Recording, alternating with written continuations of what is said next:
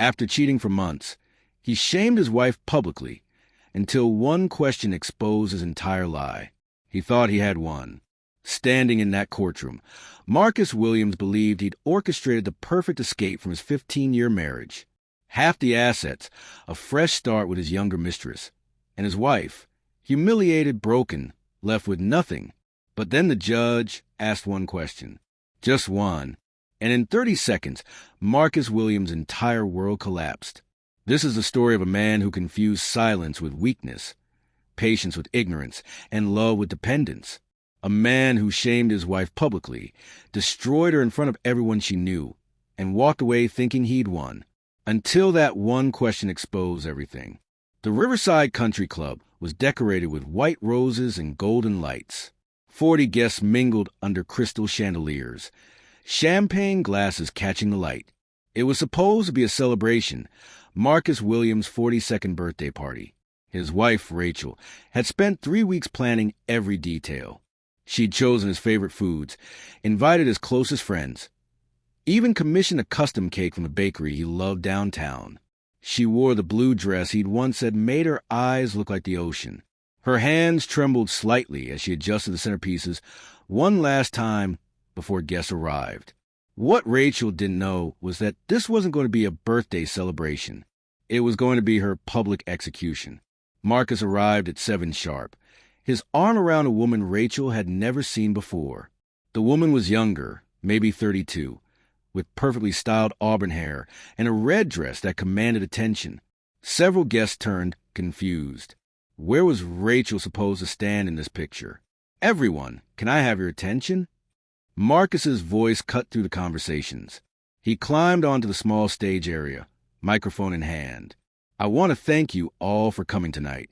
Rachel stood near the entrance, her stomach beginning to twist. Something was wrong. I've been doing a lot of thinking lately about my life, about success, about what I deserve. Marcus's eyes swept the room, landing on Rachel for just a moment before moving on. And I've realized that life is too short to settle, too short to carry dead weight. Nervous laughter rippled through some of the guests. Others shifted uncomfortably. For 15 years, I built everything you see. The business, the lifestyle, the success. I did that. Me. He emphasized the last word, his hand pressed against his chest. And for 15 years, I've had someone by my side who contributed absolutely nothing. Rachel's face went pale. Her best friend, Jennifer, grabbed her hand. So, tonight, I'm not just celebrating my birthday. I'm celebrating my freedom. Marcus pulled the woman in the red dress closer. This is Vanessa, and I'm filing for divorce. The room went silent, completely silent. You could hear the ice melting in someone's drink. Marcus, were you... Rachel's voice was barely a whisper. What am I doing? Marcus laughed, the sound harsh and cruel. I'm finally being honest. You never worked a day in your life, Rachel. You decorated houses and hosted dinners while I built an empire. You rode my success, and now you think you're entitled to half of what I created. Several guests started backing toward the doors. Others stood frozen, phones already out, recording. So, yeah, I cheated for 6 months. Marcus's voice was defiant now, because I deserve someone who appreciates what I've accomplished, someone who brings something to the table instead of just sitting at it. Vanessa smiled up at him, her hand on his chest in a gesture of solidarity and possession. Rachel stood there, 40 pairs of eyes on her, her humiliation complete and total. Her hands had stopped trembling. In fact, she appeared eerily calm. Are you done? Her voice was quiet but clear. Oh, I'm done. More than done. Marcus gestured broadly. You can stay tonight since we have guests, but I want you out by Monday. My lawyer will contact you with the terms. Rachel nodded slowly. She picked up her purse from a nearby chair, turned, and walked out of the country club without another word. No tears. No screaming. No scene. Jennifer and 2 other friends hurried after her, but Rachel was already in her car. Through the window, Jennifer saw something that surprised her. Rachel wasn't crying. She was making a phone call, and she was smiling. To understand how Marcus Williams got everything so catastrophically wrong, you have to go back to the beginning, back to when he was just a regional sales manager at a pharmaceutical company, making decent money, but nothing spectacular. Back to when Rachel Montgomery was still Rachel Montgomery. They met at a charity gala in 2009. Marcus was there because his company bought a table. Rachel was there because her family had founded the charity 30 years earlier. Marcus noticed her immediately. She was 27, elegant in a way that suggested old money rather than new wealth. She laughed easily, knew everyone in the room, and seemed genuinely interested when Marcus started talking about his work. Sales must be challenging, she'd said, sipping her wine. Reading people, understanding what they need before they know they need it. Exactly. Marcus had been impressed. Most people glazed over when he talked about his job. It's like chess. You have to think 3 moves ahead. What Marcus saw that night was a beautiful woman who seemed fascinated by him. What he didn't see or chose not to see was a security detail stationed discreetly around the room, the way the event coordinator deferred to Rachel's mother, or the massive Montgomery Family Foundation banner hanging above the stage. Their courtship was quick. 6 months of dinners, weekend trips, late-night conversations. Rachel seemed perfect, supportive, intelligent, interested in building a life together. Marcus was smitten. He'd never dated anyone from that kind of background before. When he proposed on a beach in Malibu, Rachel said yes without hesitation. She loved him, genuinely, deeply loved him. She saw potential in Marcus, saw his drive and ambition. She wanted to help him succeed. The wedding was lavish. Marcus assumed his pharmaceutical company's executives paid for it as a gesture of goodwill. It never occurred to him to ask. He was too busy enjoying being the center of attention, accepting congratulations, basking in the success of landing a woman like Rachel Montgomery. On their honeymoon, Rachel brought up an idea. "You've always talked about starting your own medical supply distribution company," she said, watching the sunset from their villa in Santorini. "What if we made that happen?" "Rachel, that would take at least $500,000 in startup capital. Maybe more." "I know." She smiled. "What if I told you we could do it?" "How?" "My grandmother left me a trust fund. I can access it now that I'm married." Rachel squeezed his hand. "I believe in you, Marcus. Let's build something together." Marcus remembered feeling grateful, but also slightly embarrassed. He didn't like the idea of using his wife's money. But Rachel insisted it wasn't her money. It was their money now. They were a team. "We'll make it work," she'd said. "And when the company succeeds, it'll be because we built it together." Marcus agreed. He told himself he'd pay her back once the business took off, that he'd make sure she never regretted investing in him. That promise lasted about 2 years. Williams Medical Supply Distribution launched in 2011. The first year was brutal. Long hours, thin margins, constant stress. Rachel worked alongside Marcus, handling logistics, managing the books, coordinating with suppliers. She didn't take a salary. Every dollar went back into the company. By year 3, things started clicking. Marcus landed a major contract with a hospital network. Revenue jumped 40%, then 60% the following year. Suddenly, Williams Medical Supply wasn't just surviving, it was thriving. And that's when Marcus started rewriting the history of how it all began. At industry conferences, he'd tell the story of starting with nothing and building an empire through sheer determination. He conveniently left out the $500,000 trust fund that made it all possible. At dinner parties, he'd talk about the sacrifices he made, the risks he took. Rachel would smile and nod, never correcting him. She didn't care about credit. She cared about their marriage, their life together. But Marcus started caring about credit very much. By 2019, the company was generating $3 million annually. Marcus hired a management team, bought a luxury SUV, moved them into a 5-bedroom house with a pool and a view. Life was good, better than good, and slowly, imperceptibly at first, Marcus began to see Rachel differently. She stopped working at the company once it became successful, choosing instead to focus on their home. She'd talked about having children, but Marcus kept putting it off. "Not yet," he'd say. Let's build more security first. Rachel threw herself into other things: charity work, interior design, supporting Marcus's career.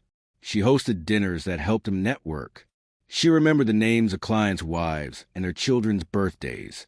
She was a perfect corporate spouse. Marcus saw all of that as nothing. "What did you do today?" he'd ask when he came home from the office. "I reorganized the garage, picked up your dry cleaning, and finalized a menu for next week's dinner with the Peterson account." "So you did nothing?" The first time he said it, Rachel laughed, thinking it was a joke. It wasn't. Marcus met Vanessa at a medical supply trade conference in Las Vegas in January of 2023. She worked in pharmaceutical sales, young, ambitious, impressed by his success. They met at the hotel bar after a long day of panels and networking. Williams Medical Supply. Vanessa had said, reading his name tag, "I've heard of you. You're doing incredible numbers in the Southwest region." Marcus smiled. "We're doing all right. Better than all right from what I hear. You built that from nothing, right? No investors, no venture capital." That should have been Marcus's moment to be honest. To say, "Actually, my wife's family helped us get started." But Vanessa was looking at him with such admiration, such genuine respect. "Yeah," Marcus heard himself say. "Started in my garage, basically. Just me and a business plan." The lie felt good.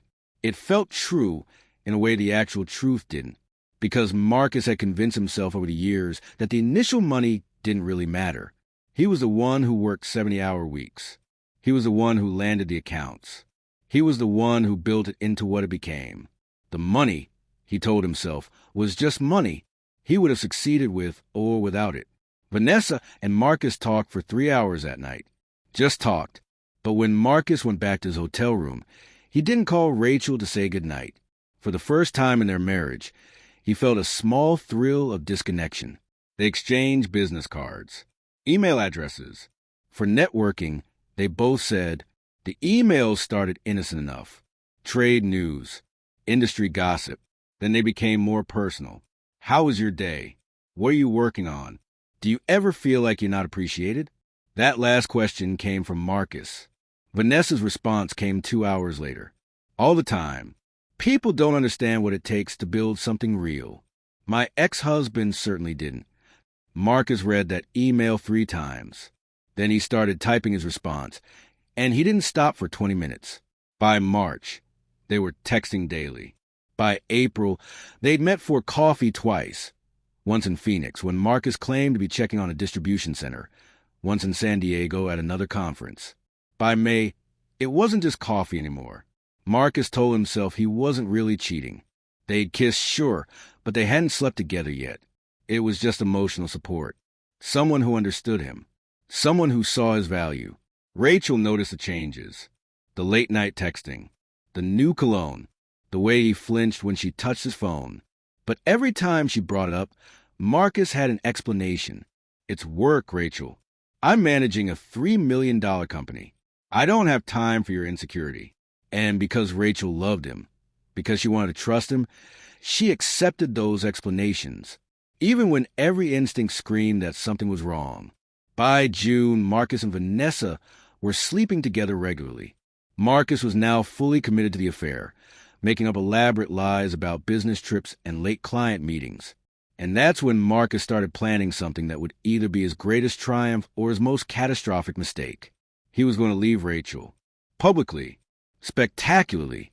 In a way that would make it clear to everyone that she had been holding him back all along. The birthday party would be perfect.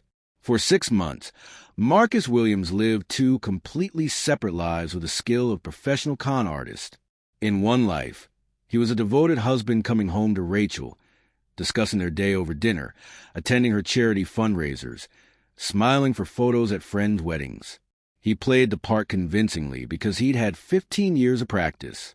In the other life, he was Vanessa's passionate lover, the self-made businessman who'd overcome every obstacle, who deserved excitement and admiration, who was finally being appreciated for his accomplishments. The logistics were easier than he'd expected. Williams Medical Supply had 5 distribution centers across 3 states, which gave him endless excuses for overnight trips. Client dinners explained late nights. Trade conferences justified weekend absences. Rachel, trusting and supportive as always, never questioned him. Well, almost never. There was one close call in July. Marcus told Rachel he had an emergency meeting in Tucson, a major client threatening to switch suppliers. He'd be back the next day. In reality, he was meeting Vanessa at a resort in Sedona for their 3-month anniversary. At 11 p.m., Marcus's phone rang. Rachel's name appeared on the screen. "Shit," Marcus whispered. Vanessa was in the shower. He answered, trying to sound stressed and tired. "Hey, what's up?" "I'm still in meetings." "This late?" Rachel's voice was concerned, not suspicious. That was the thing about Rachel. She always gave him the benefit of the doubt. "You know how these things go. We're trying to save a $300,000 account." Marcus walked out onto the balcony, where Sedona red rocks glowed in the moonlight. "Is everything okay?" "Your mom called. She wanted to know if we're coming to your dad's retirement party next month." "Oh, right. Yeah, tell her we'll be there." "Marcus." Rachel paused. "Are you sure you're in Tucson? I hear music." "And is that water?" Marcus's heart stopped. The resort had a fountain in the courtyard below, and there was indeed music drifting up from the restaurant. "It's the hotel bar downstairs. I'm getting some air before the meeting resumes. These conference rooms get stuffy." The lie came out smooth as silk. "Okay, sorry, I don't mean to be paranoid. It's just..." Another pause. "You seem different lately. Distant." "I'm stressed, Rachel. This business doesn't run itself." "I know. I'm sorry. I love you." The words sat heavy in the air. Marcus knew he should say them back. He'd said them 10,000 times before. "Yeah, I've got to get back to the meeting. Talk tomorrow." He hung up before she could respond. When Vanessa came out of the bathroom, she found Marcus staring at his phone, his expression troubled. "Everything okay?" "Fine," Marcus said, setting the phone face down on the table. "Just work stuff." Vanessa wrapped her arms around him from behind. "You need to make a decision. You can't keep living like this forever." "I know." "Does she even appreciate what you do? How hard you work?" Marcus thought about Rachel's concerned voice, her apology for being paranoid, her automatic "I love you" before hanging up. He pushed the thought away. "No," he said, "she doesn't." By August, Marcus had moved past guilt entirely. In fact, he'd somehow convinced himself that he was the victim in his marriage. He started making lists in his head of everything Rachel had failed to do. She never started her own career. She never contributed financially after the company became successful. She spent her days on frivolous activities like charity work and maintaining their home. The irony was staggering, but Marcus couldn't see it. His treatment of Rachel at home deteriorated rapidly. Where he'd once at least been polite, now he was openly dismissive. "Did you do anything productive today?" he'd ask when he walked through the door. "I met with the caterer for the Johnsons' anniversary party we're hosting, dropped off those donations at the children's hospital, and picked up your mother's birthday gift like you asked." "So, no. Got it." Rachel would flinch, but she never fought back. She kept thinking this was a phase. Stress from work. Something temporary they could work through. In September, Marcus and Vanessa started talking seriously about their future together. "When are you going to tell her?" Vanessa asked one night as they lay in bed at her apartment. "Soon. I'm working out the logistics." "What logistics?" "Just tell her you're done." "It's not that simple. There's the house, the assets, the business." Vanessa propped herself up on one elbow. "You built that business, Marcus, before you met her. It's yours." "Well, technically, we used some of her money to..." "How much?" "I don't know. Maybe $500,000 for startup capital." Vanessa laughed. "So she made an investment that paid off beyond her wildest dreams, and now she thinks she owns half your company? That's not how investments work. If anything, you paid her back 10 times over by letting her live the lifestyle you created." Marcus had never thought of it that way, but it made sense. Sort of, if he didn't think about it too hard. "You're right," he said. The company is mine. I'm the one who built it into what it is. Exactly. So get a good lawyer and make sure you keep what's yours. Marcus met with a divorce attorney named Richard Stahl the following week. Stahl had a reputation for getting aggressive results in high-asset divorces. Walk me through the financials, Stahl said, legal pad open in front of him. Marcus explained the business, the revenue, the growth trajectory. He mentioned the house, the cars, the investment accounts. And what did your wife contribute financially during the marriage? Nothing. I mean, she used her trust fund to help start the company, but that was 15 years ago. Stahl's pen stopped moving. How much? Around $500,000. But I built it from there. Everything after that was me. Is her name on the business? Well, yeah, we filed as a married couple, so technically. Is her name on the house? Marcus shifted uncomfortably. It's in both our names. Standard for married couples. Did you sign a prenup? No. Stahl set down his pen and looked at Marcus with an expression that could only be described as concerned pity. Mr. Williams, I need you to understand something. Community property state. 15-year marriage. Initial capital from her family. Her name on major assets. He ticked each point off on his fingers. This isn't going to be as straightforward as you seem to think. But I built the company. I generated the revenue. I'm the one who worked for it. And the court will consider that. But they'll also consider that she contributed initial capital, that you've been married through the entire growth period, and that her domestic contributions enabled you to focus on business development. Marcus felt his anger rising. So she gets half of everything I worked for because she picked up my dry cleaning? She gets half because you're married, Mr. Williams. That's how it works. Marcus left that meeting furious. He called Vanessa immediately. They're going to try to take half of everything I built. That's bullshit. That's what I said. But this lawyer is saying because we use her startup money and didn't have a prenup, she's entitled to. Find a different lawyer, Vanessa interrupted. One who'll fight for you instead of rolling over. But 3 more attorneys told Marcus essentially the same thing. Community property, long-term marriage, joint assets. He was looking at splitting everything 50-50 minimum, unless he could prove Rachel hadn't contributed anything of value. And that's when Marcus came up with his plan. Marcus spent October and November building his case. Not a legal case, but a social one. He started telling anyone who'd listen that Rachel never worked and contributed nothing to their success. He rewrote history so thoroughly that he almost believed it himself. At a dinner party in early November, Marcus held court with a group of fellow business owners. I'm thinking about making some changes, he said vaguely. In the business? Someone asked. In my life. Marcus swirled his scotch.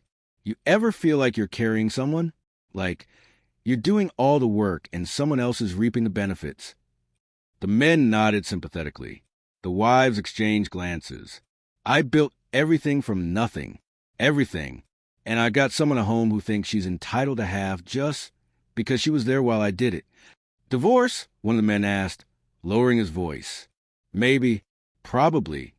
Marcus shrugged. She hasn't worked in over a decade. Just spends her days shopping and doing lunch. Meanwhile, I'm building an empire. What Marcus didn't know was that one of those wives, Jennifer, Rachel's best friend since college, was texting Rachel under the table. We need to talk. Soon. It's important. They met for coffee the next morning. Jennifer spent an hour carefully, gently telling Rachel what Marcus had been saying about her, how he was setting up a narrative, how he was preparing people for a divorce where he'd paint her as a lazy gold digger. Rachel listened quietly, her coffee growing cold.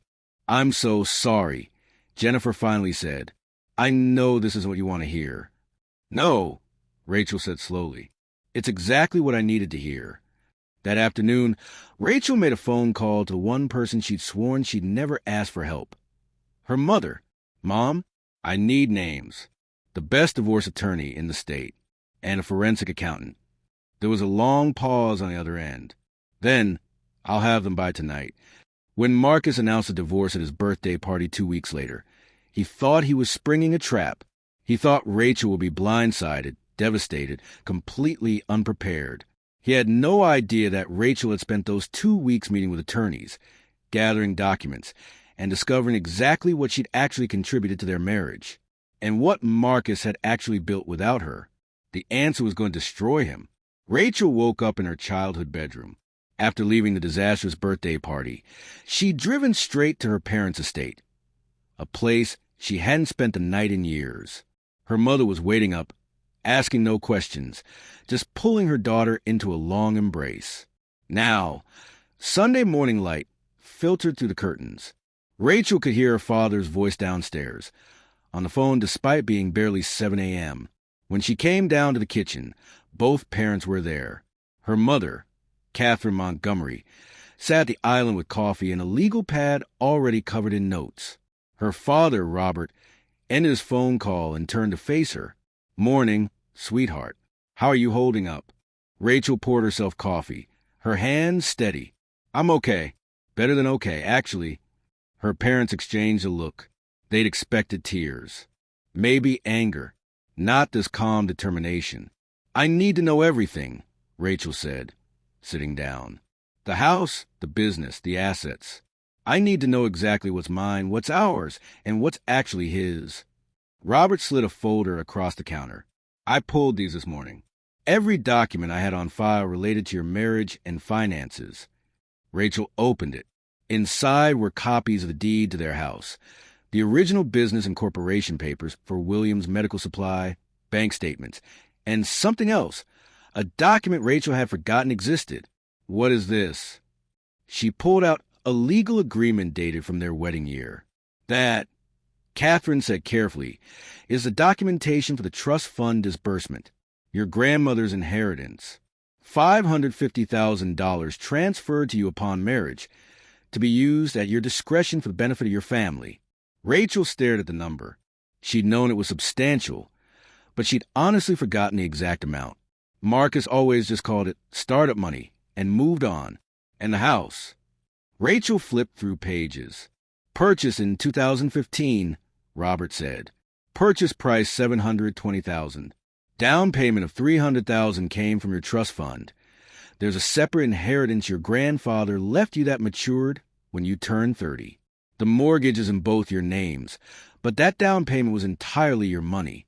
Marcus knows this, right? He was there when we bought the house." "I'm sure he was," Catherine said quietly. "Question is, does he remember? Or has he convinced himself of a different story?" Rachel pulled out her phone and opened the Notes app. What else?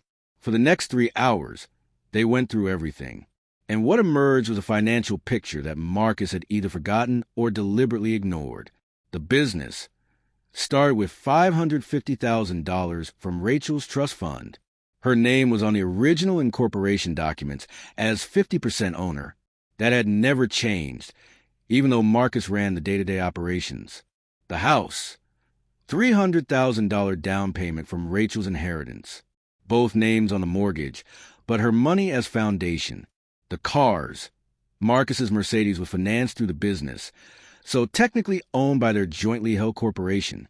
Rachel's Range Rover was a gift from her parents on her 35th birthday, title in her name alone. The investment accounts. Marcus had 3 accounts. Rachel had access to the statements. Digging into the transaction history, Robert discovered something interesting. Regular $5,000 monthly transfers from an account in Catherine's name. Payments that had been set up years ago, when the business was struggling and never stopped. "Mom, are you still putting money into our accounts?" Catherine looked uncomfortable. "You and Marcus were so stressed those first few years. Cash flow was tight. I set up an automatic transfer to help with groceries and basic expenses, so you could focus on growing the business. You told me things had gotten better, so I assumed you closed the account or used it for something else. How long has this been going on?" "Since 2012. Rachel did the math in her head. 11 years, $60,000 per year. Her mother had transferred over $650,000 to her marriage without Rachel even fully realizing it. "That money went into your joint account," Robert said, watching his daughter's face. "Which means half of Marcus's savings and investments are actually your family's money." Rachel set down her coffee cup before her shaking hands could spill it. She wasn't shaking from fear or sadness. She was shaking from anger. He's been telling people I never contributed anything, that he built everything. I know, honey. He humiliated me in front of 40 people, brought his mistress to his birthday party, told everyone I was dead weight. I know. Rachel looked up at her parents. I want him to have nothing. Is that terrible? I want him to walk away from this divorce with exactly what he actually earned, which apparently is almost nothing. Robert smiled grimly. Then you need the best attorneys in the state. Luckily, your mother already called them. You have a meeting tomorrow morning. Monday morning, while Marcus was at his office, probably celebrating his newfound freedom with Vanessa, Rachel sat in a conference room 60 floors above downtown with 3 attorneys and 2 forensic accountants. The lead attorney, Patricia Chun, had a reputation for being absolutely ruthless in high-asset divorce cases. She'd handled celebrity divorces, corporate executive splits, and one famous case where she'd gotten a client full ownership of a tech company worth $40 million. Walk me through the marriage, Patricia said. How did you meet? What were his circumstances? What were yours? Rachel told the story she'd lived. Marcus as a regional sales manager, making maybe $80,000 a year. Her as a Montgomery, a name that opened doors, commanded respect, came with resources. Did he know about your family's wealth when you married? He knew we were comfortable. I don't think he knew the full extent. Did you have a prenuptial agreement? No. I was in love. He seemed insulted when my father suggested it. Said he wasn't marrying me for money. One of the accountants, David, was typing furiously on his laptop. And when did you transfer the trust fund money? 2 months after the wedding. Marcus wanted to start a business. I wanted to support him. Was there any documentation that this was a loan? That he'd pay you back? No. I was his wife. It was for our future. Patricia nodded, making notes. This was all standard. But then David pulled up something on his laptop. That made him stop. Ms. Montgomery. Sorry, Mrs. Williams. When did you last look at the corporate structure of Williams Medical Supply? I haven't. Not in years. Marcus handles all of that. David turned his laptop around. You're listed as a 50% shareholder. Based on these tax returns, the business is now valued at approximately $4.2 million. That means your half is worth $2.1 million. The room went quiet. But Marcus runs everything, Rachel said. He makes all the decisions. I haven't been involved in operations since 2013. Doesn't matter, Patricia said, a small smile playing at her lips. Unless he bought you out, which he didn't. You're a full partner. Legally, you own half that company. Rachel sat back in her chair. He's been telling people he built it from nothing, that I contributed nothing. Technically, you built it together, using your money to start. You're entitled to half the current value, at minimum. Maybe more if we can argue that your initial contribution gave him the ability to grow it. The next accountant, Maria, pulled up another document. Let's talk about the house. You said the down payment came from your inheritance. Yes, $300,000. And the current value is approximately $1.4 million based on recent comparable sales in your neighborhood. You've paid down about $200,000 of the mortgage, so there's roughly $1.2 million in equity. The question becomes, does your initial $300,000 down payment entitle you to a larger percentage, or do we split the equity 50-50? Patricia jumped in. In most cases, we'd argue that the initial contribution should be considered separate property, returned to you off the top, and then the remaining equity split. So you get your $300 back, plus half of the $900 remaining. That's $750,000 to you, for $150 to him. And what will his attorney argue? Rachel asked that the down payment was a gift of the marriage, that all equity should be split 50-50. He gets $600,000 in that scenario. The judge will decide. They went through every asset, every account, every investment, and the picture that emerged was stunning. Rachel's documented contributions to the marriage, $550,000 initial business funding, plus $300,000 house down payment. plus $650,000, her mother's ongoing transfers, plus countless hours of unpaid labor in the business's early years equals approximately $1.5 million in direct financial contributions alone. Marcus's documented contributions. His salary from his previous job until the business became profitable, maybe $300,000 total. His management of the business. Significant, but he'd been paid a $180,000 annual salary from the company for the past 8 years. Gentlemen, ladies, Patricia said, closing her folder. This isn't going to be a divorce case. This is going to be a massacre, Mrs. Williams. If you want to proceed aggressively, I can almost guarantee you'll walk away with the house, your full share of the business, and he'll be lucky to leave with his personal savings account. What about his retirement account? Rachel asked. Maria checked her notes. He has a 401k through the business, currently about $320,000. That's marital property, so you'd normally split that 50-50. But she paused, checking something on her laptop. There's a problem for him here. Looking at the contribution history, a significant portion of those contributions came during years when the business was being funded by your family's transfers. We could argue that some of this is actually your separate property. Rachel felt a strange calm settling over her. For 15 years, she'd supported Marcus, believed in him, enabled him, and he'd repaid her by rewriting history, cheating on her and humiliating her publicly. I want him to know, Rachel said quietly. I don't just want to win. I want him to understand exactly what he threw away. I want him to see, in front of everyone, that he was wrong about everything. Patricia smiled. It wasn't a kind smile. It was a smile of an attorney who loved her job. Then we need to make sure he comes into this confident. Let him think he's going to win. Don't fight, don't argue, don't show your hand. Can you do that? Rachel thought about the last 2 weeks. Marcus parading Vanessa around. Marcus telling her to be out of the house by Monday. Marcus, so absolutely certain of his own narrative. Yes, she said. I can absolutely do that. For the next 6 weeks, Marcus and Rachel lived in completely different versions of reality. Marcus's reality was triumphant.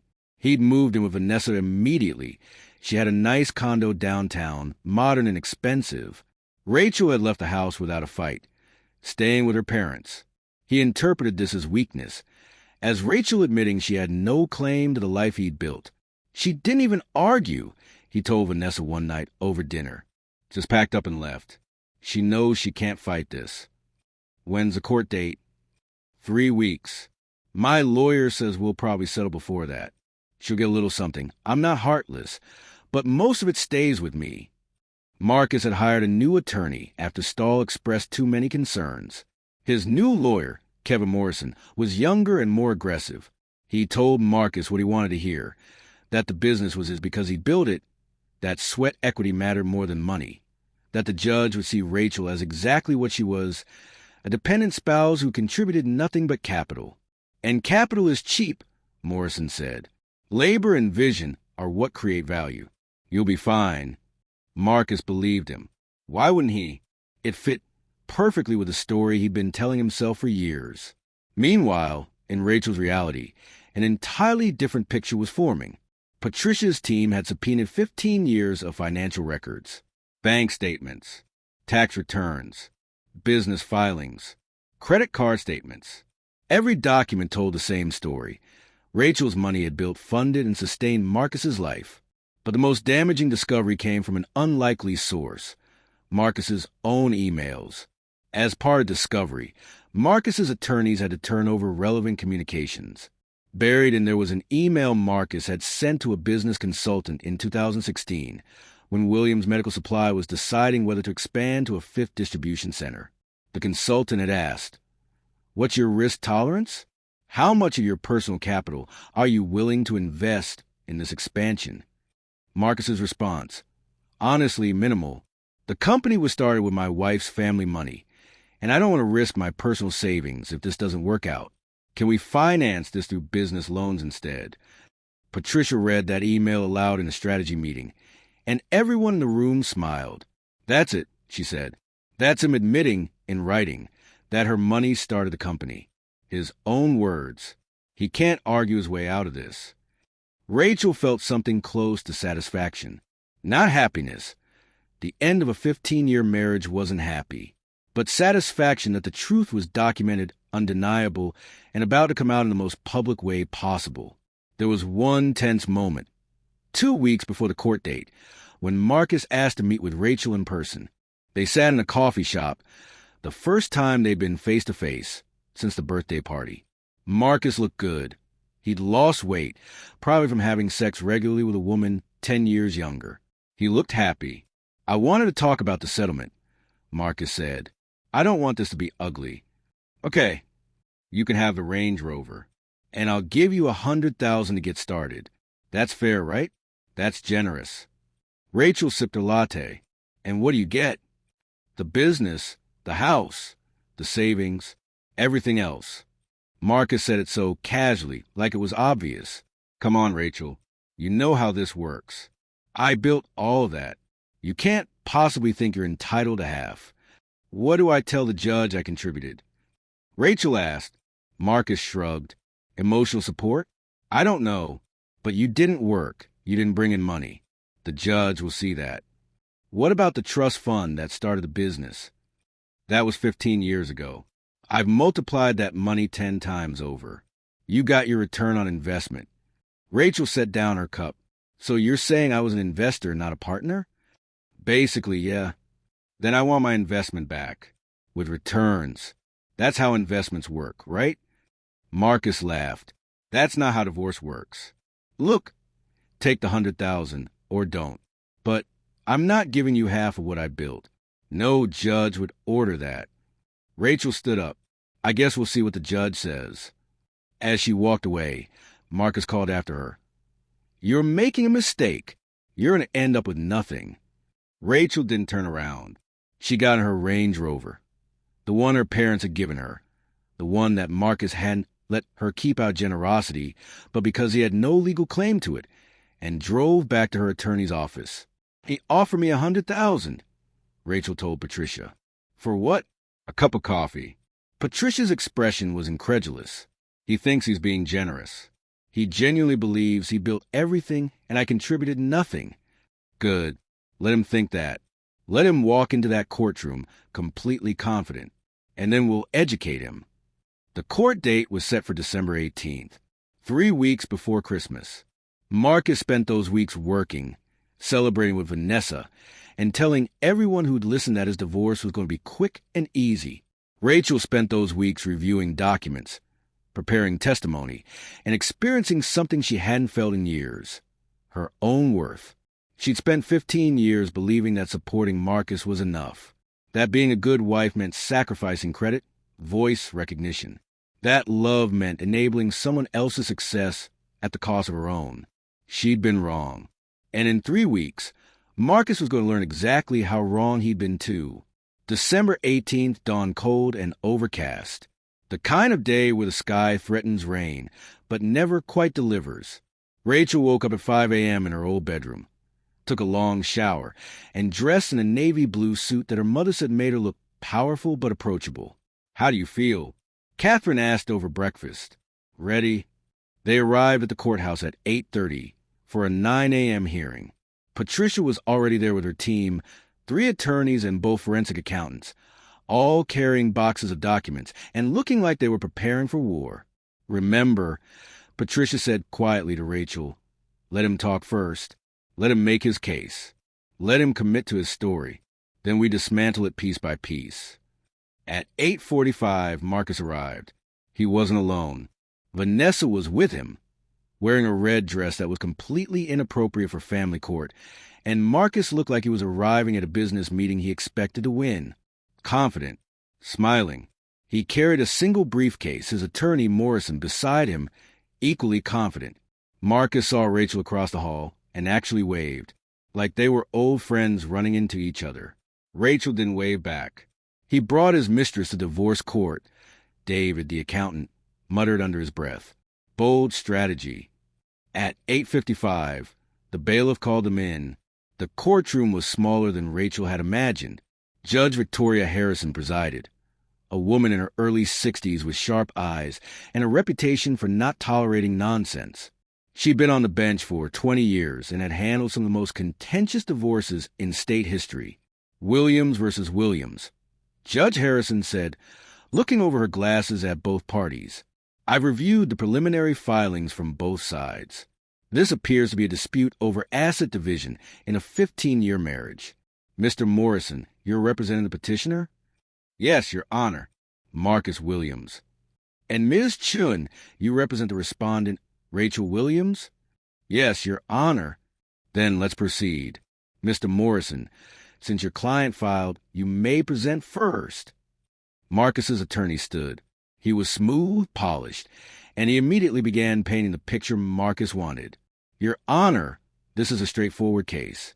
My client, Marcus Williams, built a successful medical supply distribution company from the ground up. Through his hard work, vision, and dedication, he grew a small startup into a multi-million-dollar enterprise. During this time, Mrs. Williams chose not to pursue her own career, instead focusing on domestic activities. Patricia didn't object. She simply sat there, taking notes, calm as still water. Morrison continued, "While we acknowledge that Mrs. Williams provided some initial financial support, an investment from her family, essentially, Mr. Williams has more than repaid that contribution through 15 years of providing a luxury lifestyle. The house, the cars, the country club membership, the vacations, all funded by Mr. Williams's business success." Judge Harrison was writing notes. Her expression was neutral. Mr. Williams is not seeking to leave his ex-wife destitute. He's prepared to offer a generous settlement, $100,000, her personal vehicle, and 6 months to find alternative housing.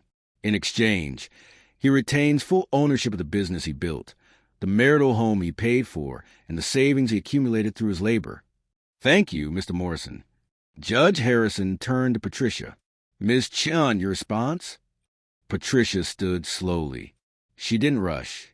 She picked up a single document from the table in front of her and approached the bench.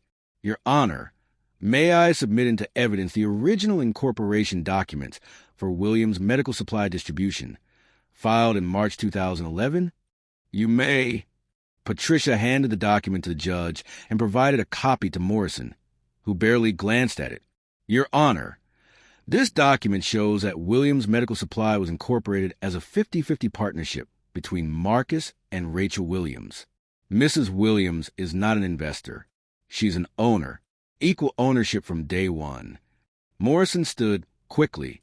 "Your Honor, Mrs. Williams had no involvement in operations. I'll hear from you in a moment, Mr. Morrison." Judge Harrison was reading the incorporation documents carefully. "Ms. Chun, continue. Mrs. Williams may not have worked in daily operations once the business became established, but that doesn't change her legal ownership status. Operational control and ownership are two different things, as I'm sure Your Honor knows." Judge Harrison nodded. "Mr. Morrison, were you aware that Mrs. Williams is listed as a 50% shareholder?" Morrison looked uncomfortable. "Yes, Your Honor, but that was simply a formality at the time of incorporation. My client always intended. What your client intended 15 years ago isn't relevant. What's relevant is what was documented. Continue, Ms. Chun." Patricia returned to her table and picked up another document. "Your Honor, I'd like to submit the bank records showing the initial funding for Williams Medical Supply. In April 2011, Rachel Williams transferred $550,000 from her trust fund to the business account. This wasn't a loan. There's no promissory note, no repayment schedule, no interest agreement. It was her contribution as a 50% owner. The judge accepted the document. Marcus, sitting at his table, was starting to look less comfortable. This wasn't how this was supposed to go. Furthermore, Patricia continued, Mrs. Williams worked full-time for the business from 2011 through 2013, handling logistics, bookkeeping, and supplier relations. She didn't take a salary during this time. Every dollar of revenue was reinvested in growth. Only when the business became profitable did she step back from operations, and that was a joint decision, so she could handle the domestic responsibilities that enabled Mr. Williams to work 60-hour weeks. Your Honor, this is... Morrison started to object. "I'll hear evidence, Mr. Morrison. Do you have evidence that contradicts Ms. Chen's claims?" Morrison flipped through his papers. "We have testimony from Mr. Williams that—" "I'm asking about documentation. Does Mr. Williams have records showing a different funding source or ownership structure?" "No, Your Honor, but—" "Then I'll continue hearing Ms. Chen's presentation. Please proceed, Counselor." Marcus leaned over to whisper to Morrison. From across the courtroom, Rachel could see the panic starting to set in on his face. Patricia submitted document after document. The deed to the house showing the $300,000 down payment from Rachel's inheritance. The title to Rachel's Range Rover showing her parents as the original purchasers. Bank statements showing Catherine's monthly $5,000 transfers. Your Honor, over the course of this 15-year marriage, Rachel Williams and her family contributed approximately $1.5 million in direct financial support to this couple's lifestyle and business. That's in addition to Mrs. Williams' non-financial contributions, managing their home, supporting Mr. Williams' career advancement, and sacrificing her own career opportunities. Judge Harrison was studying the bank statements. These transfers from Catherine Montgomery have been ongoing since 2012? Yes, Your Honor. Mrs. Williams' mother set them up during the business's early years to help with living expenses. They never stopped. Mr. Williams had access to these accounts and would have seen these deposits monthly for over a decade. The judge looked up at Marcus. Mr. Williams, were you aware of these transfers? Marcus stood awkwardly. I knew Rachel's family helped us early on, but I thought that had stopped. These statements show deposits as recent as last month. $5,000 on the first of every month. For 11 years. That's $660,000. Were you aware of this? I don't check that account that often. That was more Rachel's. You don't check an account that receives $5,000 monthly? Judge Harrison's skepticism was evident. Your Honor, Morrison jumped in. Even if these transfers occurred, they were gifts to the marriage, not. They were transfers to Mrs. Williams' personal account, which Mr. Williams had access to as a spouse. Let's not mischaracterize the evidence, Counselor. Morrison sat down, and Rachel could see him starting to sweat despite the cool courtroom. Patricia wasn't done. Your Honor, I'd like to submit one final piece of evidence regarding Mr. Williams' understanding of the financial structure of his marriage. She approached the bench with a printout. This is an email from Mr. Williams to a business consultant in 2016. I'll read the relevant portion. The company was started with my wife's family money, and I don't want to risk my personal savings if this doesn't work out. The courtroom went completely silent. Mr. Williams acknowledges in his own words that his wife's family money started the company. He admits he wasn't willing to risk his personal finances. Your Honor, this directly contradicts his claim that he built the company from nothing. Judge Harrison read the email carefully. Then she looked at Marcus, and her expression had changed from neutral to something much colder. Mr. Williams, you testified through your attorney that you built this business from the ground up and that your wife merely provided some initial support. Is that accurate? Marcus stood again. His confidence from earlier was completely gone. Your Honor, I meant that I was the one who ran the business, who made it successful. That's not what I asked. Did you or did you not start this business using over $500,000 from your wife's trust fund? Yes, but... And is your wife or is she not listed as a 50% owner of this business? Technically, yes, but she wasn't involved in... Involvement and ownership are not the same thing. Sit down, please. Marcus sat. Next to him, Morrison looked like he wanted to disappear. But Judge Harrison wasn't finished. She turned to Patricia. Ms. Chun, what is Mrs. Williams seeking in this divorce? Your Honor, Mrs. Williams seeks her fair share of the marital assets. Specifically, her 50% ownership stake in Williams Medical Supply, valued at approximately $2.1 million. The marital home, given that her $300,000 down payment should be considered separate property, plus half the remaining equity, half of all savings and retirement accounts. And she seeks that Mr. Williams be responsible for all legal fees, Given that this proceeding was necessitated by his adultery and his misrepresentation of their financial circumstances. What's the total value Mrs. Williams is seeking? Approximately $3.4 million in assets, plus legal fees. Judge Harrison set down her pen and looked at both parties. The courtroom was so quiet you could hear the clock ticking on the wall. Let me make sure I understand the facts before me, the judge said slowly. Mr. Williams, you started a business using $550,000 from your wife's trust fund. You incorporated that business as a 50-50 partnership with your wife. She worked for that business for its first 2 years without taking a salary. Her family then contributed an additional $660,000 to support you both during the business's growth period. She contributed $300,000 toward the down payment on your marital home. And throughout all of this, she managed your household, supported your career, and enabled you to focus entirely on business development. Marcus started to speak, but Judge Harrison held up a hand. And now, after having an affair and humiliating your wife publicly, yes, Mr. Williams, I read the depositions. I know about the birthday party. You want to walk away with the business, the house, and the savings, while giving her $100,000 and 6 months' notice. Is that correct? Your Honor, I understand it sounds bad when you put it like that. I'm not putting it like anything, Mr. Williams. I'm stating the facts in evidence. Now I have one question for you, and I want you to think very carefully before you answer.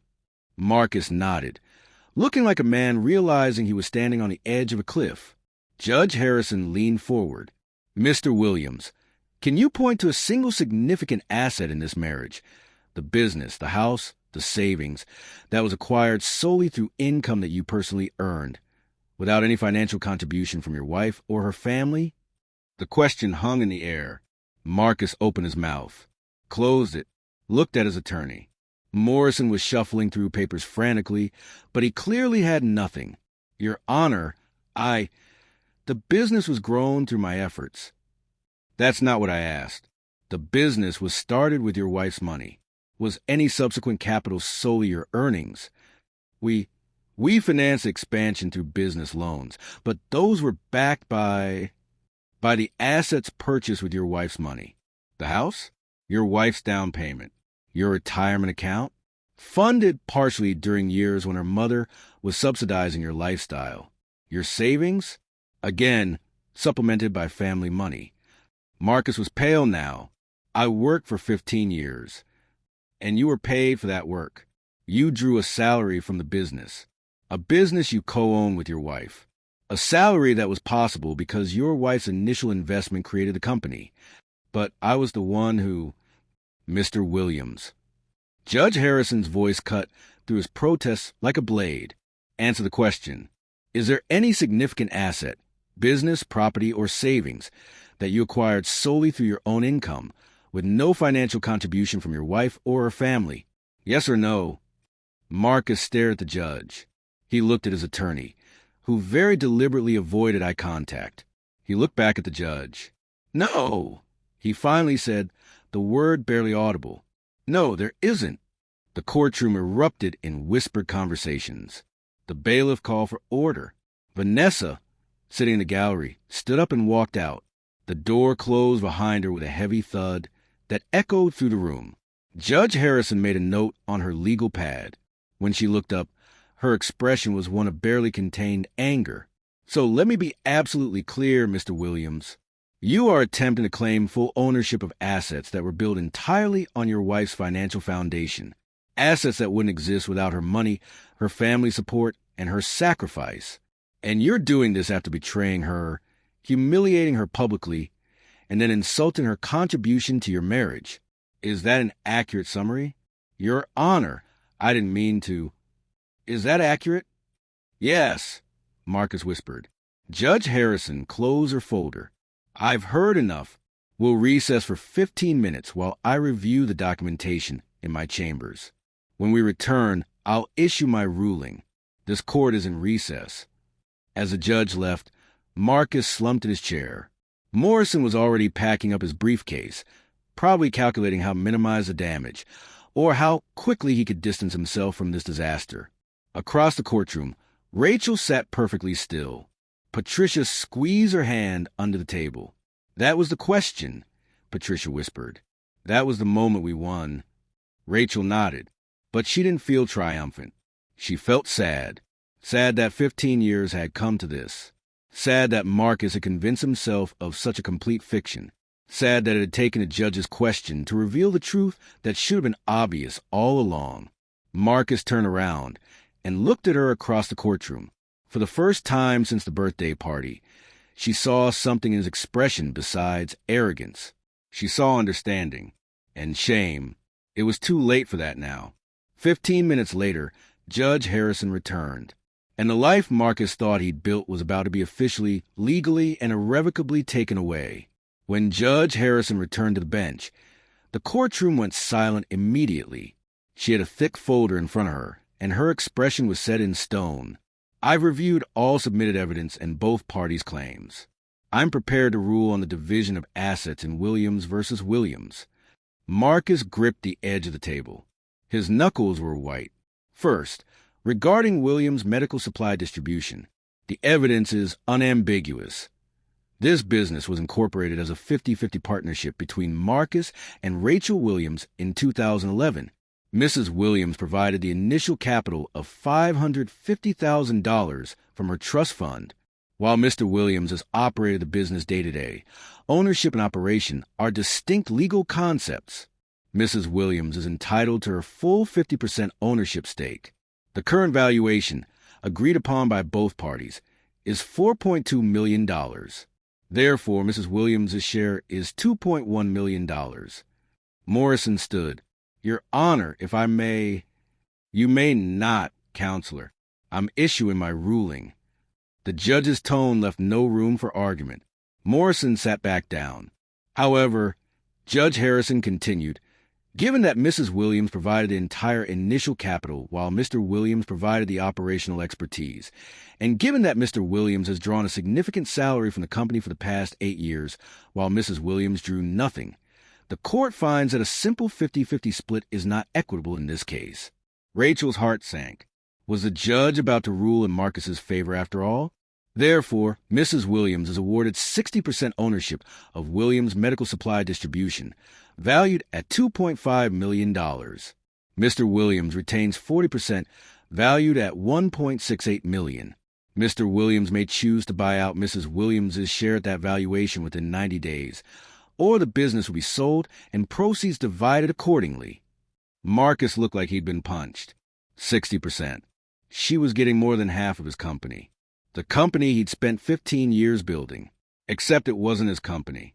It had never been his company. Regarding the marital home, Judge Harrison continued, the property was purchased for $720,000 in 2015. Mrs. Williams contributed $300,000 from her separate inheritance as a down payment. The court finds that this down payment should be returned to Mrs. Williams as her separate property before any equity division. The current value is $1.4 million, with approximately $1.2 million in equity. Mrs. Williams receives her $300,000 down payment plus half of the remaining $900,000, totaling $750,000. Mr. Williams receives $450,000. Patricia was writing down numbers. Rachel just sat there, letting the words wash over her. However, given the value of assets awarded to Mrs. Williams, and given that the home represents a significant portion of Mr. Williams' settlement, the court awards full ownership of the marital home to Mrs. Williams. Mr. Williams will receive his share of equity through offset against other assets. Your Honor, where's my client supposed to live? Morrison asked desperately. That's not the court's concern, Counselor. Your client should have considered that before committing adultery and attempting to defraud his wife of her rightful assets. Judge Harrison's voice was ice. Moving on to retirement accounts and savings. She went through each account. The 401k, the investment accounts, the savings. Every single one was split, with most divisions favoring Rachel because the contributions had been made during years when her family was subsidizing their income.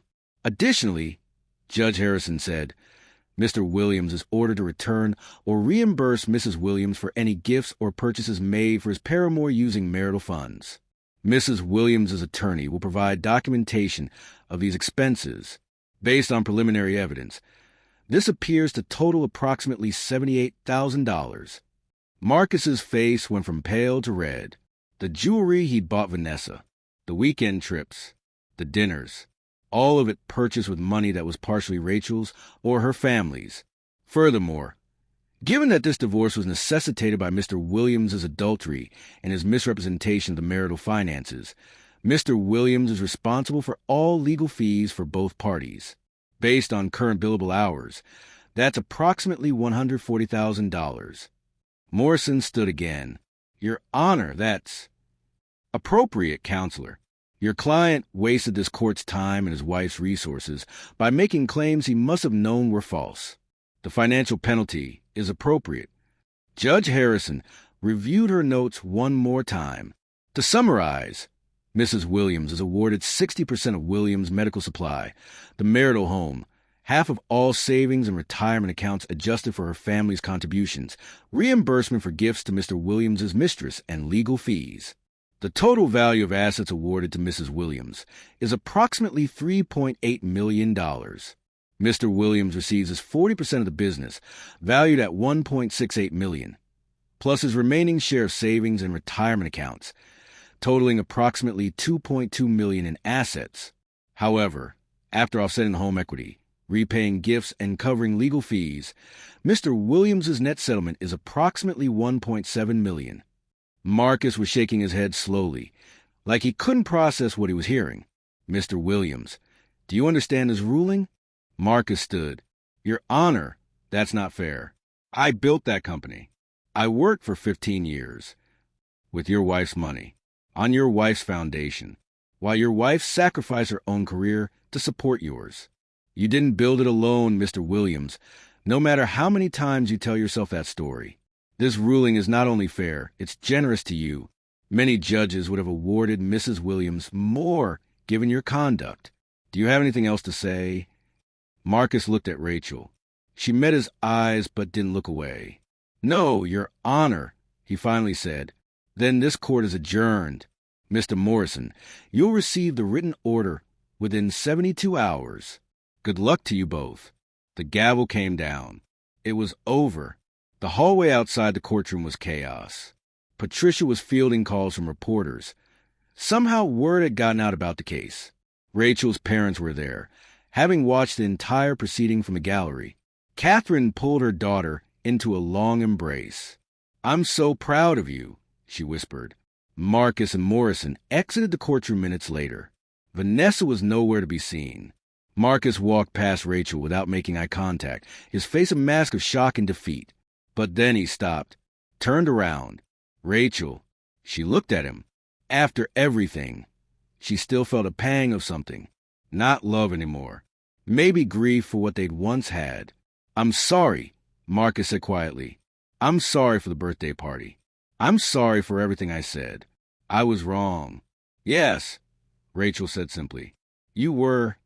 I really believed. He stopped, shook his head. It doesn't matter what I believed. I was wrong. Marcus, we need to go, Morrison said, his hand on Marcus's elbow. Marcus let himself be led away. At the elevators, he looked back one more time. Rachel was surrounded by her parents, her legal team, all of them congratulating her, supporting her.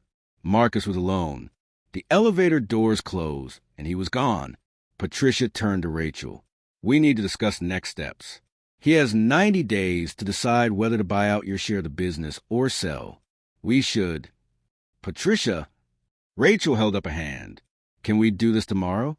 I need to just breathe for a minute. Of course. Call me when you're ready. Rachel's father drove her back to the house. Her house now. The home she'd thought she was going to lose.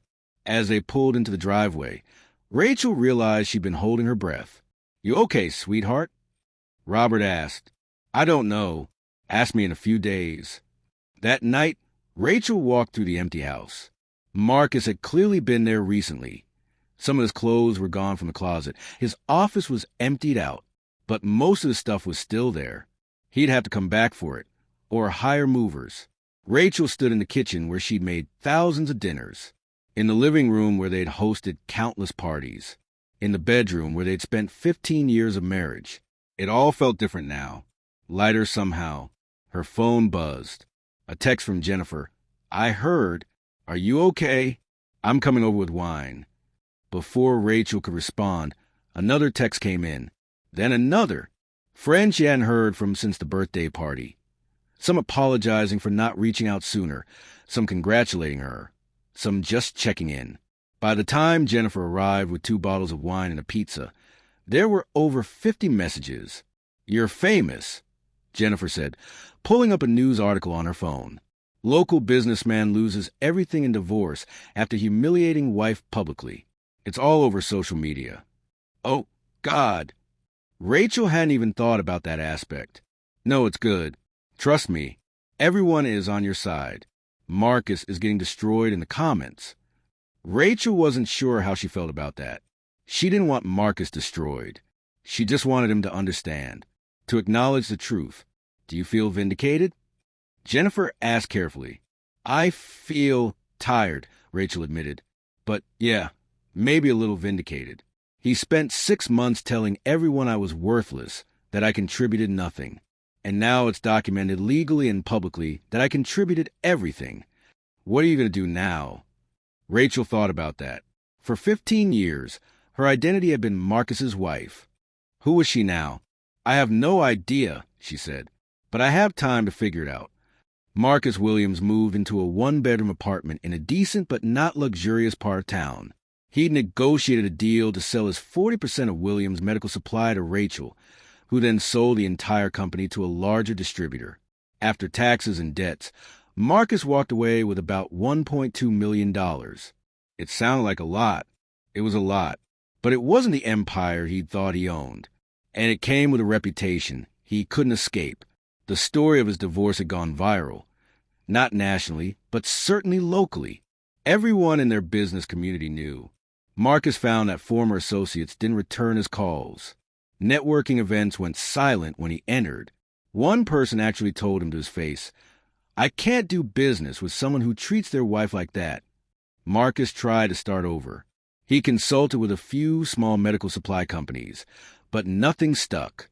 The work felt empty. He'd gone from CEO of his own company to freelance consultant for companies a tenth the size. Vanessa had broken up with him the day after the court ruling. She left a voicemail. I can't do this. I thought you were going somewhere. Sorry. Marcus listened to that message 3 times before deleting it. He understood exactly what she meant. She'd been attracted to his success, his confidence, his story of building an empire. When that all crumbled, there was nothing left to attract her to. He'd built his relationship with Vanessa on the same lie he'd built his self-image on, and both collapsed the moment the truth came out. One Saturday in June, Marcus was at a coffee shop when he saw Rachel walk in. She looked different, lighter. She'd cut her hair shorter. She was dressed casually but stylishly. She was with a group of people. Some Marcus recognized from her charity board. Some he didn't. Rachel saw him too.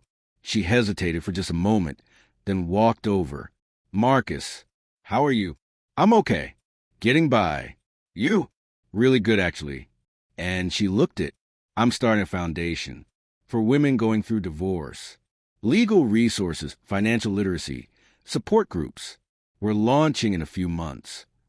That's great, Rachel. Really. An awkward silence fell between them. I want you to know I don't hate you, Rachel said quietly. I'm not celebrating your struggles. I just needed you to see the truth. I do see it now. Too late, but I see it. Marcus looked down at his coffee. I told myself a story for so long that I forgot it was a story. I convinced myself I'd done it all alone, that I was this self-made success. And I treated you like you were worthless because that story only worked if you hadn't contributed anything. You did work hard, Marcus. The business did succeed in part. Because of your efforts, you just weren't the only one working. That's all. Yeah, I get that now. Rachel's friends were waiting for her. I should go. Take care of yourself, okay? You too. As Rachel walked away, Marcus felt the full weight of what he'd lost. Not the money, not the business, but the partner who believed in him when he was nobody, the wife who'd given him every opportunity to succeed, the woman who'd loved him for 15 years despite his flaws. He'd thrown all of that away for a story that wasn't even true. Patterns emerge in stories like Marcus and Rachel's. They're not unique. Divorce courts see variations of this narrative constantly. One partner builds something with the help of another, then rewrites history to erase that help. One person sacrifices career, income, or opportunity to support a spouse, then gets labeled as lazy or dependent. Experts often point out that this dynamic is particularly common when there's a combination of family wealth and entrepreneurial ambition. The money that enables risk-taking gets minimized. The domestic labor that enables 60-hour work weeks gets erased. The emotional support that sustains through failures gets forgotten. Studies show that men are statistically more likely than women to undervalue their spouse's non-financial contributions after business success. Not because men are inherently selfish, but because society tells a story about success that involves rugged individualism, self-made fortunes, and solo achievement. That narrative is seductive. It's also usually false. Marcus Williams fell for that narrative completely. He believed it so deeply that he was willing to humiliate his wife publicly, cheat on her for months, and fight her in court for assets that were never solely his. And it took one question from a judge. Can you point to a single asset that's solely yours? To expose a lie. The answer to that question destroyed Marcus's case in seconds. But more than that, it destroyed the identity he'd built for himself. He wasn't a self-made businessman. He was a man who'd been given an extraordinary opportunity by someone who loved him, and he'd responded by taking credit for everything while giving credit for nothing. Situations like this are frequently described by family lawyers. The spouse who stays home to raise children while the other builds a career, then gets told they don't work. The spouse who uses their inheritance to fund a business startup, then gets labeled as just an investor during divorce. The spouse who sacrifices their own ambitions to support their partners, then gets accused of being deadweight. The legal system, at least in theory, is designed to correct these distortions. Community property laws exist precisely because legislators understood that marriage is a partnership, that contributions come in many forms, and that financial accounting can't capture everything of value. Judge Harrison understood this. Her question wasn't just about assets. It was about forcing Marcus to confront the foundation his life was built on.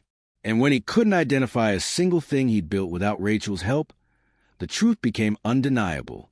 Rachel didn't win that case because she had better lawyers or because she was vindictive.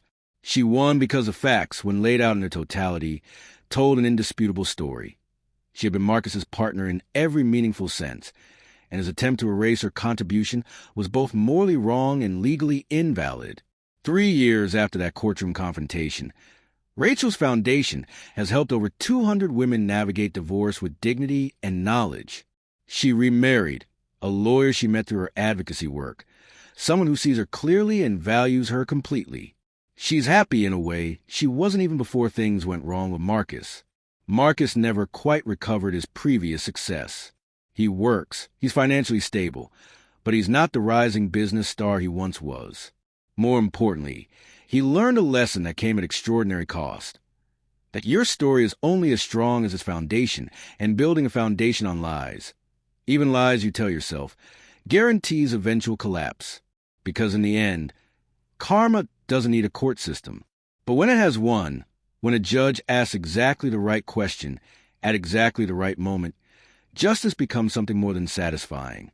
It becomes undeniable. He confused her silence with weakness. He mistook her patience for ignorance. He thought her love made her blind. It made her strategic. And when one question exposed his entire lie, the whole world saw who'd really built the life he claimed as his own.